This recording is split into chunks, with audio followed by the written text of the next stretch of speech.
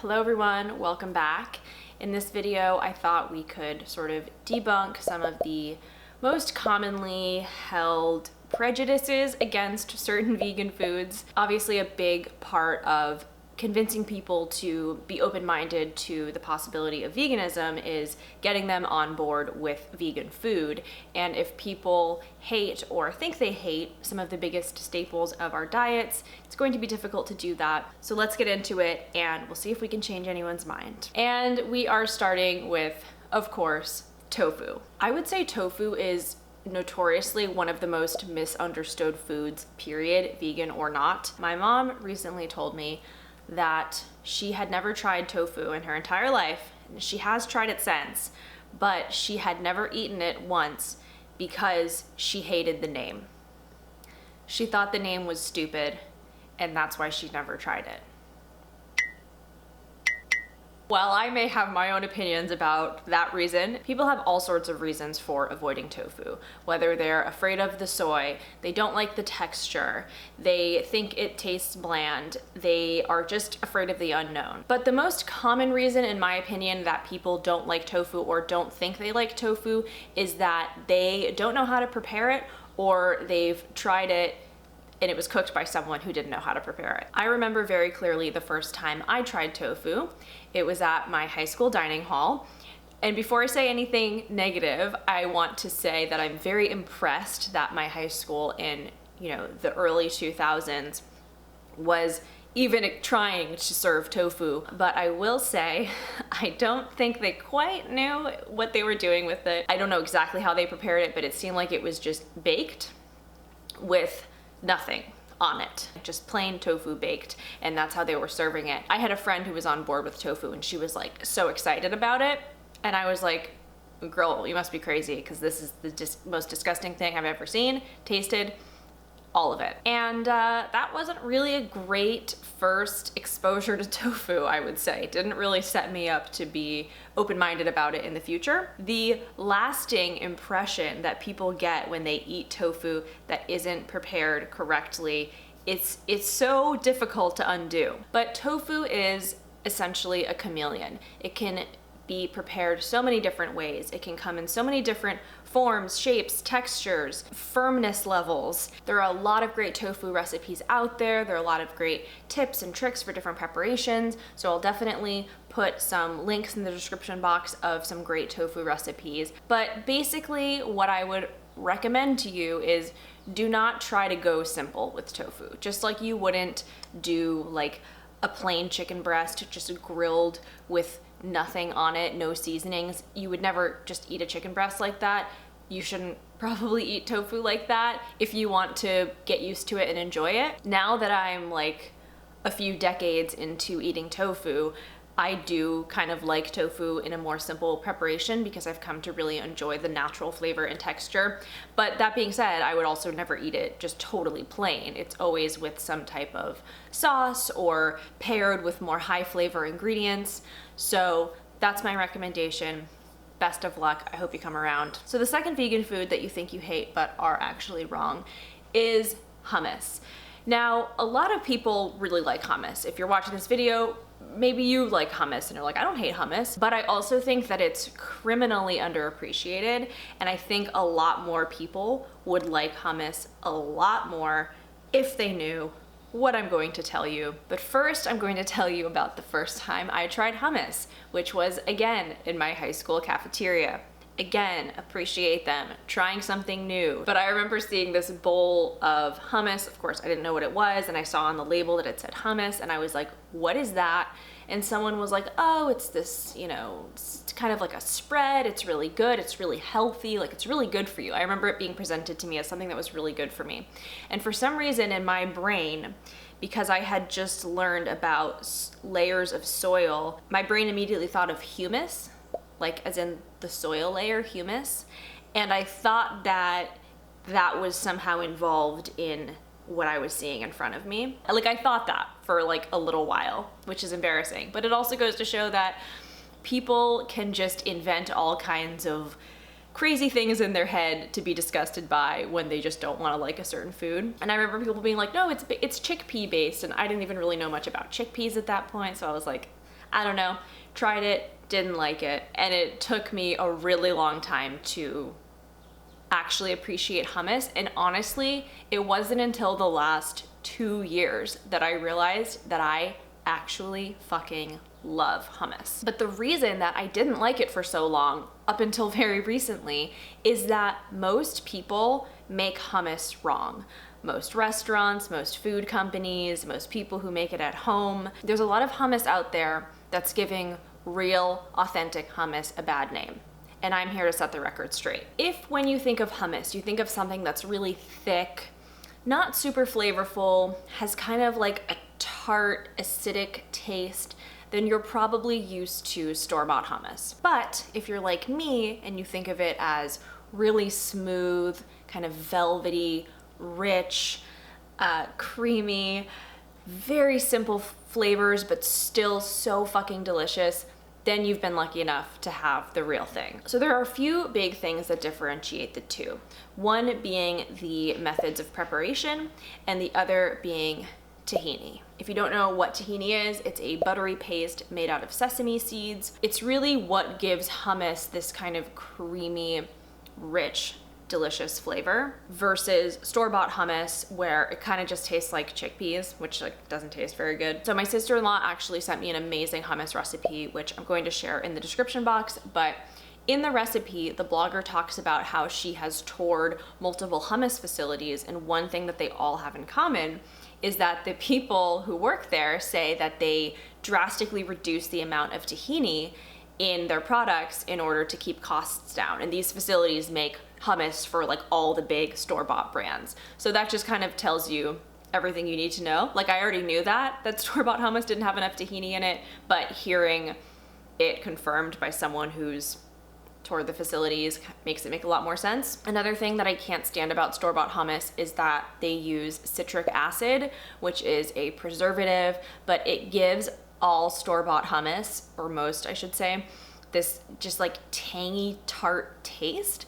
And like hummus, real authentic hummus has lemon juice in it, but the way that it's added, or maybe the amount that it's added, because in store-bought hummus, sometimes it's lemon juice, sometimes it's citric acid, usually it's citric acid, it just totally overpowers all the other flavors in my opinion. So some of my recommendations for you, if you don't love hummus, is to firstly, find a Middle Eastern restaurant near where you live, if you can find one, and order their hummus and try it. Of course, make sure it's vegan. It 100% should be vegan, but just, I feel like you could just never be too sure. But that will give you a taste of what authentic hummus tastes like. Secondly, if you want to go the store-bought route, I highly recommend SD hummus. It's the best store-bought hummus I've tried. It is so delicious. It's very rich and tahini tasting. It doesn't have an overly citric taste to it. And it's interesting because you guys know who watch my channel that I'm such a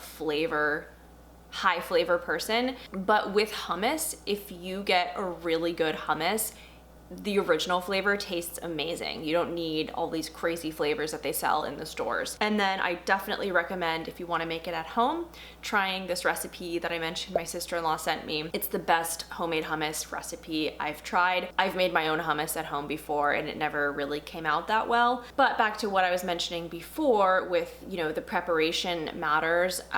Things like boiling or steaming the chickpeas and also soaking the garlic in lemon juice and using a ton of tahini, like I said, those things really make a difference, and this recipe I think did a really good job with that. So hopefully this helps you take your hummus appreciation to a whole new level, because on top of being delicious, hummus is super healthy, it's really good for you, and it's great for a vegan diet because it's so high in protein. I understand some people just aren't going to like it in general, and that's fine, but if you're kind of like on the fence about it and just sort of tolerate it like I did for so many years, you gotta try the real stuff. And my next vegan food that you thought you hated but are wrong are vegetables. Now, if you're watching this, there's a high chance that you love vegetables and you have no problem eating them. But maybe not. Maybe there's certain vegetables that you're like, I hate that vegetable, I never eat it.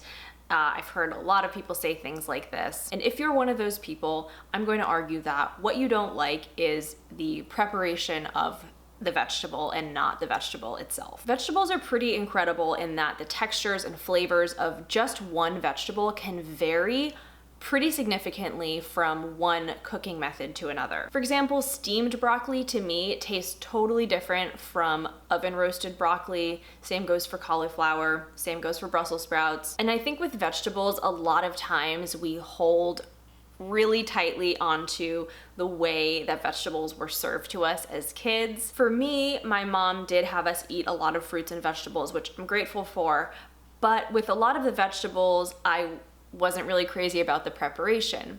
For example, whenever we had carrots, they would be steamed, and that was just how they were served. I remember we had canned beets or were just served beets whole, which I really didn't like. I also remember the first time I tried spinach at a friend's house, and I remember having heard so much about spinach, like, ugh, spinach is gross, like just so much lore, I feel like, about spinach. I remember when I finally tried it, I was like, here it is, I'm finally trying spinach. And I don't remember exactly if it was canned or frozen or what it was, but I just remember seeing this like brownish green mound of wilted spinach on my plate and just being like, that looks disgusting. But in my adult years, I've learned that I actually really enjoy carrots. I just prefer eating them raw. My favorite way to eat carrots is with a little tahini drizzled on top and a little squeeze of lemon. Again, back to the tahini. I also really enjoy beets, but it has to be in like a delicious salad, or honestly, sometimes even just served cooked with some tahini again and nuts sprinkled on top. And maybe my biggest vegetable transformation is that I have always hated mushrooms. Never thought I would budge on that. Just didn't think I would ever enjoy eating mushrooms. But in the last 5 or so years, I've discovered shiitake bacon, and it is one of my favorite foods that I've ever tried. I'm obsessed with it. It's changed my life. It's not only the most realistically bacon-like plant-based alternative that I've tried, but it's also the simplest. It's so easy to make. I just can't say enough good things about shiitake bacon.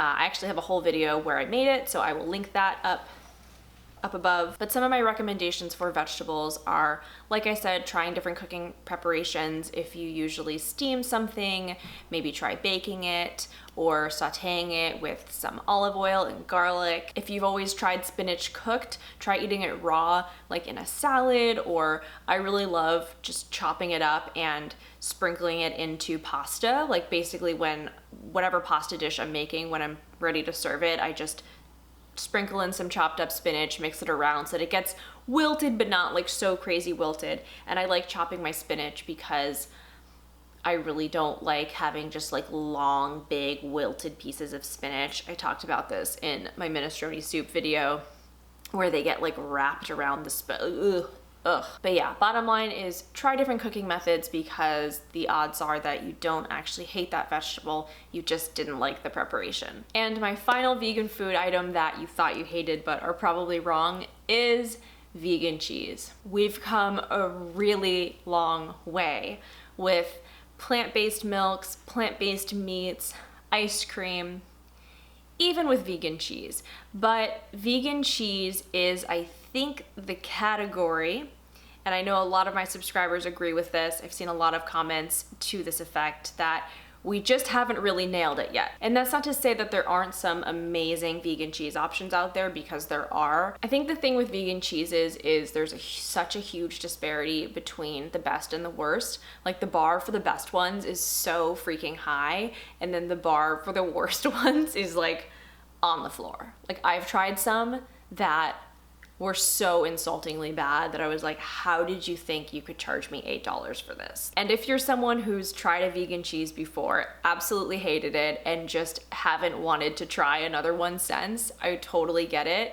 I had a lot of experiences like this when I was kind of dabbling between vegetarianism and veganism, and it can be really, really off-putting when you try one that you really don't like, especially with how expensive they can be. So one thing to keep in mind is that there are a few different genres of vegan cheeses, and I don't mean like cheddar, Swiss, feta, that type of thing, but there are different categories within vegan cheeses. So there's the category of cheeses that are, you know, sliced cheese, shredded cheese, blocks of cheese. These are more the hard cheeses, and these are usually made with some type of food starch, some type of oils, and a flavoring agent. And these are usually really easy to melt, so you'd want these for like pizza, grilled cheese, nachos, anything like that. So then you have your cultured cheeses, which are usually a bit more expensive, and these are more spready cheeses. So these you would want to spread on crackers or bread. These ones are usually nut-based, so almond or cashew.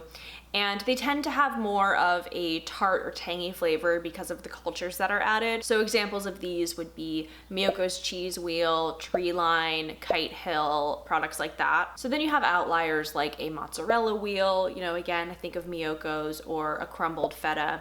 And there's a lot of different categories other than the ones I'm mentioning, but these are sort of the main ones. Some of my recommendations on this one would be, firstly, identify which category you're looking for. So if you're looking for something to melt on a pizza, for example, you wouldn't want to buy one of the cultured spready cheeses. And you really do just kind of have to try a bunch to find what you like, although I know that can be expensive. So one recommendation would be to have some people over and have kind of like a vegan cheese tasting.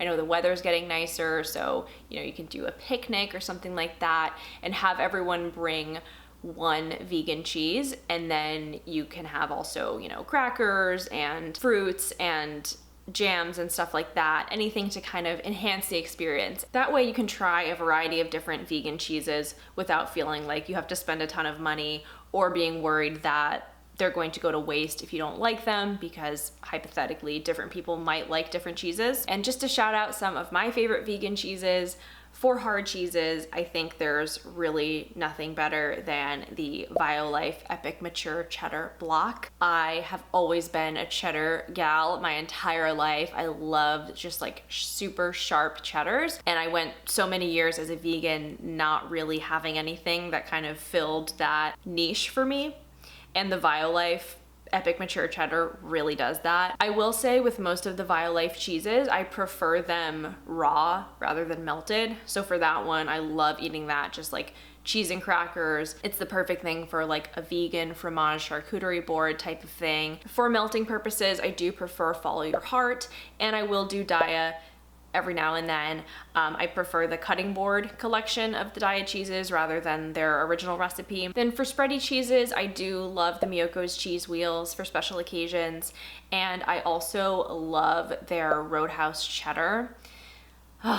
It is like, talk about tart and tangy. This one is very tart and tangy, but I really enjoy it. It's kind of supposed to be like a pretzels and beer type of cheese, so it's meant to kind of dip pretzels in it. And then I have to mention the Miyoko's liquid pizza mozzarella, because it is, I think, one of the most exciting innovations in vegan cheese in a very long time. It sounds really weird. Basically what it is a bottle of liquid cheese, and you pour it on your pizza before you put it in the oven, and the way it like melts and comes together is really incredible, and it tasted amazing. I just think this product could really be a game changer in terms of, you know, pizza restaurants having a vegan cheese option. And for my fellow vegans, please drop your favorite cheeses below, because I haven't even tried a fraction of the ones available, so it would be nice to give people sort of a variety of options to choose from. So that's it for my video.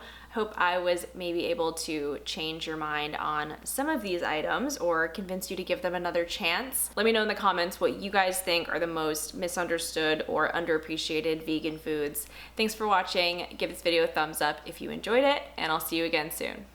Bye.